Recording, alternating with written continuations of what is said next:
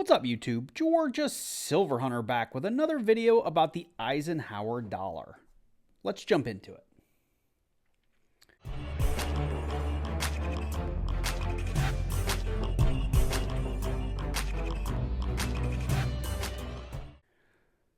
So a couple of weeks ago, maybe a week or two ago, I did a video where I picked up a ton of Eisenhower dollars at a bank with a silver half dollar. It was a lot of fun. In that video, we learned a little bit about the 1972 Philly having a Type 1, a Type 2, and a Type 3. And this is, it's actually more Ike dollars than I showed in that video. I mentioned in that video I had some from a previous bank dump and some that I'd bought several years ago when I was younger. And I've since kind of commingled them. What I do remember was most of what I had previously was bicentennial. So I have a giant stack of bicentennials here.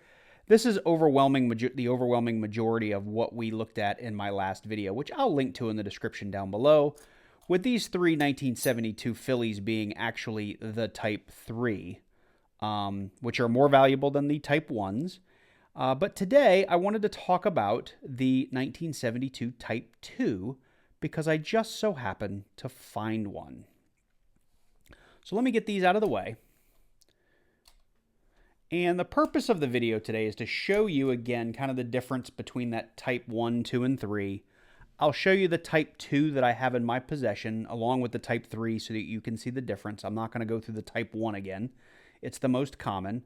We're going to do that, and I also wanted to let you know that of all of these bicentennials that I went through, there's also a Type 1 and a Type 2. The less valuable version of this has thin lettering in the words United States of America. I think the Type 2 is thin lettering. The Type 1 has big, bold, blocky letters. And out of all of these Eisenhower dollars, they were all Type 2s. And looking on eBay, they're not worth more than a couple, call it $2 to $3 a piece. Which, you know, it's better than a sharp stick in the eye, but not what we're looking for when we're hoping to find good value in our coins. So let me take you over to the computer. So over here on the computer, very quickly, there's a couple of resources we're going to be looking at today. One is eBay, and I've already got some of the bicentennial Type 2s pulled up just to show you guys, you know, here's 380, here's 240. There's a couple down here for like a buck something, $1.89. So like I said, $2 to $3, maybe $4 a piece. Not a huge win. If I could offload them all for $3.80, that's actually a pretty good deal. But we're going to look at that. We're going to be using PCGS, of course, to look at some, we're going to be looking at Ike dollars and the prices of the Type 1, 2s, and 3s. We're going to look at a grading scale here that I found on Coin Community, and we're going to kind of check each of these grades against the coin that I have. And we're going to use the photo grade service that PCGS provides that, you know, we can kind of compare to what PCGS would say qualifies within, you know, the various grades that we're going to be looking at from Coin Community here. So the first thing I want to do, though, is actually show you the Type 1, 2, and 3 again. So let's come here. There's Type 1, 2, and 3. I believe we have a Type 2, and that's what we're going to spend the most time on here. And it comes down to the shape of the Earth on the reverse of the coin. So the Type 1, we have this nice flat line. We've got some defined islands that go off to the, you know, under and to the right of Florida. The Type 2, it looks a little bit like Pangea, right? We don't have well-defined continents. It just looks like, you know, big puffy land masses. And the Type 3, we have better definition. We have a nice round Earth. And our islands kind of extend off here to the left. And I'll show you a Type 3. We looked at this in the last video, so I don't want to belabor the point. But here is a Type 3. So we have a nice round Earth, and we have islands that go off here to the left. So that's what the Type 3 Earth looks like. Here is my Type 2. So here we have it. Nice round Earth. And we have some definition of some continents, but we have no, the continents, we have no islands, right? This does not much look like Florida. We have just very poor sort of continent definition other than sort of the east coast of America. So this would be a Type 2 Ike half dollar. So we'll bounce back and forth here between my external camera and this CoinTown site. But what I wanted to do here is start with VF20, very fine, hair over eye, well worn. So let's look at mine. Do we have hair over the eye? We absolutely do. Extra fine, 40. Hairlines over brow and ear are strong, though slightly worn. Outside wing feathers at right and those at top are visible but faint.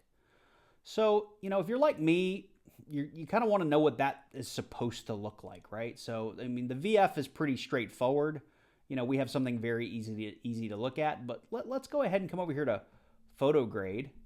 We're going to jump into the dollars, and we're going to go into the Ike dollars. And what grade were we looking at? We were looking at extra fine 40. So that's going to be down here somewhere. Extra fine 40. And let's look at the back first because it said, oops, it said outside wing feathers at right and those at the top faint but visible, or visible but faint. So if we look at PCGS, we see a lot of wear and tear and a lot of the detail gone from these wings, especially here on the left, on the head, and to the right. If we take a look at mine, the feathers are fantastic looking. Now, we do have some wear on the coin, right? We have some bag marks. We definitely have some circulation. The head looks good. We've got feathers on the head. And up here on the right, there is almost no wear, right? So let's look at the, and I may be zoomed in a little too much to see this, but we are going to look at the obverse as well. So XF40, we have a lot of wear on his head right here. So a lot of the hair detail has been completely worn off. And on mine, you can see we have hair detail throughout, and even some hair detail up here above the ear. So I think we are really good. And let me turn this light off. It's creating some flickering on my microscope. So now we're going to get up here into AU for about uncirculated. So slight trace of wear, which we definitely have. Most mint luster is present, though marred by contact marks. So let's look at PCGS and see what that looks like. Well, their coin does have a lot of bag marks. It is missing most of its luster. It has some wear and tear. We see scratches here. It's not got a whole lot more from a detail perspective over the last one. Let's look at the reverse. Again, they've got a lot of wear on their feathers and a ton of bag marks. And if we come back to mine, again, you can see there's some luster in the coin. Now, granted, I've got bright LEDs on it, but the detail on the feathers is there. We just have a lot of circulation marks. So for me, this is a coin that I think, even from a details perspective, just looking at this would probably grade higher than an AU50. If it were me listing this on eBay or trying to sell it, I would say it was an AU50 plus. You know, please look at pictures and grade for yourself.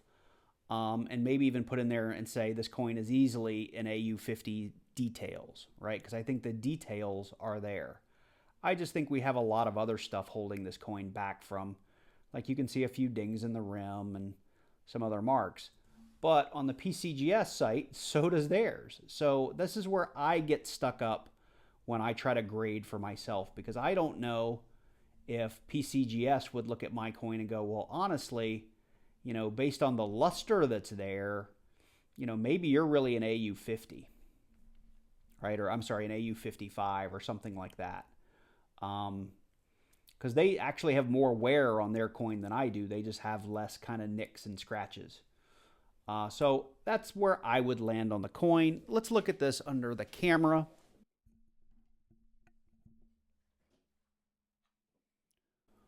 So I'll do my best. Let me turn this light back on. It may create more glare than I want. But if you look at the coin under the camera here, you can see we do still have pretty decent luster, decent reflection off of the coin. It's not a bad looking coin at all. I don't think I would have any issue or lose any sleep at night trying to list this as an AU50 or AU50 plus details, right? If you are really good at coin grading and you disagree with me, I would love to hear from you in the comments down below. I do not typically send coins off to be graded, but I do tinker and look at coins and try to grade them. So if I do sell them, I have a good idea where they belong from a price point. So as I share with the community, I love it when the community shares back with me. I'm not here to tell you this is an MS65 coin because it's just not. There's plenty of people on eBay that would try to say this is brilliant uncirculated or something like that. It is not. So with that said, let's jump back to the computer and look at some pricing. So here we are back on PCGS. We've established we have a Type 2. And, you know, if we had an MS63 or, you know, plus coin, I'd be jumping up and down on this video because I would love to say this is a $250 coin. I just don't think we're there. I do believe, though, we are safely in this AU50 range, which if it were graded, I don't think would have any trouble commanding like $65, $70, $75. So this is where, as I started to think about how I would want to sell this, this is where my price point would kind of start. Even if we said, you know what, I'm overvaluing this coin because I just want to maximize my value, even at an XF40, it's $65. So we're not talking a huge price jump between these two. So even if I'm off, the $5 doesn't hurt my feelings too much. I know on a lot of other coins, the difference between a 40 and 50 is gigantic, right? It could be this is a $50 coin and this is a $250 coin between the two. So at this range, you know, I wouldn't feel bad if I oversold it a little bit or even undersold it a little bit. So let's take a look at eBay. Now, I was looking up the 1976 Type 2 earlier. Let's look up the 1972 Eisenhower dollar and see where we land. So here are folks selling them. I mean, these are just raw. So here's a, he doesn't even know. Maybe it's a Type 3. He got $22.50 for it. And he doesn't even know if it's a Type 2. I mean, here's a guy that sold a 40% silver one for $11.50, which actually that's not bad. Let's see here. Here's a Type 2, $73, no grade listed. I think my coin just, you know, looking at it from this distance could easily qualify for that level of detail. But we're seeing 73. Here's somebody who got $69.30 for 2, so they, I think, sold themselves short. Here's somebody that only got $5. I'm not going to jump in and look at that coin because I wouldn't start there. But we do see people, here's 30, here's 30. Mine's not graded. Here's a Type 2. They said AU plus, so this is kind of where I said I would probably start. They got $75. So after seeing this, I would probably list mine around this AU plus. Here's one for 42. And I'd probably go right in the middle. I'd start my bidding at 60, maybe $65 and see if I got any bites. And obviously I would list, if I could do it, a best offer just to see what happened. If I get lucky and get 65 for it, great. If I don't, we can always relist it, lower the price a little bit and play around. I would be super stoked though if I could get $40 or $50 for it, because I can tell you every single Eisenhower dollar I have not paid more than $1.50 for, because the ones I bought a long time ago, I think I paid like $1.25 or $1.50 for. All the rest of those coins that I showed you came direct from the bank.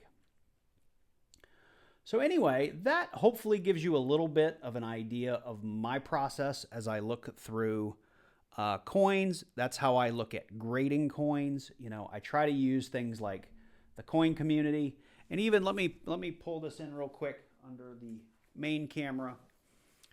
But, and this is one thing I don't like about Redbook, is they are kind of weird in that some coins, they do a really good job of spelling out how to grade the coin. But I've also gotten in areas where they've introduced a whole new variety of a coin, and they've talked about the variety or the design change, but then they didn't tell you specifically how to grade it. So there's just been a few times, and I don't have any good examples right off the top of my head where I could show you, and maybe the Ikes were one of them. Let's look.